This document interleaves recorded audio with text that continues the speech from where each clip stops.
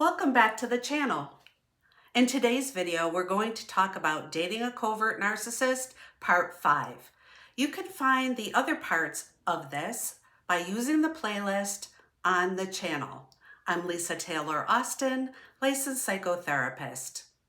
In our last video, we talked about how the covert narcissist in their toddler years fails to individuate and separate from their primary caregiver. This is usually the mother, but not always. It can be other caregivers. So we talked about that due to this, the covert narcissist, as a young person, starts to create a fantasy world in their mind. As they move throughout their life, they are constantly living in this fantasy world and presenting themselves as different people to their intimate partners, co-workers, neighbors, people at church, you have it.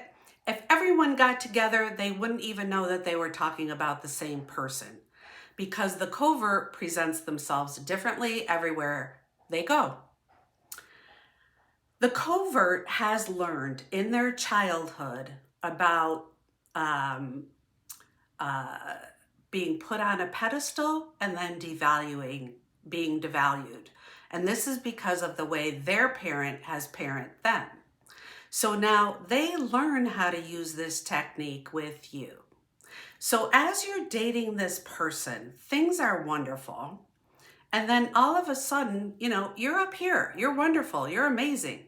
And then all of a sudden they start to devalue you. And you're thinking, what is going on? They acted like they were in love with me. They acted like I was the best thing since sliced bread. What the heck is going on? The covert use subtle ways of devaluing, like the silent treatment. Withholding is a huge one where they will withhold love, attention, affection, that type of thing. And so their type of devaluation is much more subtle than the overt narcissist. The covert needs to put you on a pedestal and then devalue you and ultimately discard you. The discard may be temporary or it might be permanent. It depends on the covert narcissist and your relationship with them. Once you get to the point where you're being devalued, rest assured, the covert narcissist is going to discard you in some type of way.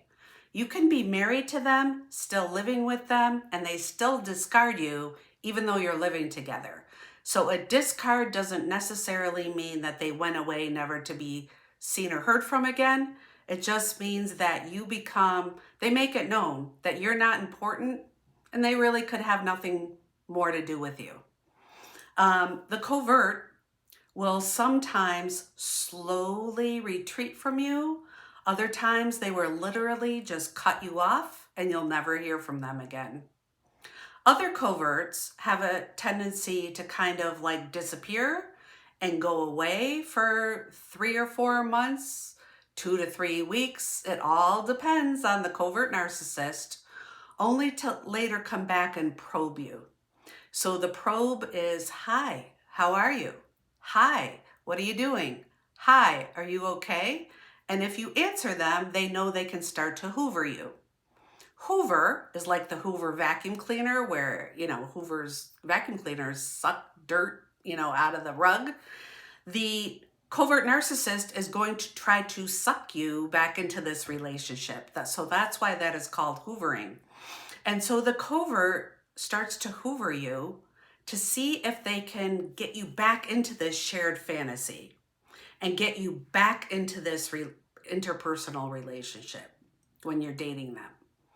The reason they're doing that is they never separated or individuated from their mother in their toddler years. Because they never did that, they can't separate from you. So they have to keep repeating this cycle over and over again of getting a partner, breaking up with the partner, getting a partner, discarding the partner, Getting a partner, devaluing the partner. They're trying to individuate and separate from their birth parent or their adopted parent who raised them, usually the mother. And because they weren't able to do that, they're reenacting it with you and with every intimate partner that they come into contact with. It's a pretty mind-blowing thing to listen to this, and I get it. It's not healthy, and it isn't how most of us operate. But this is how coverts operate.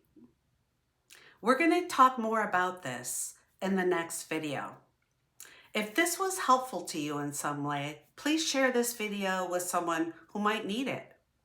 And thank you for listening. Stay tuned and subscribe to the channel to be notified of more videos like this one. Take care.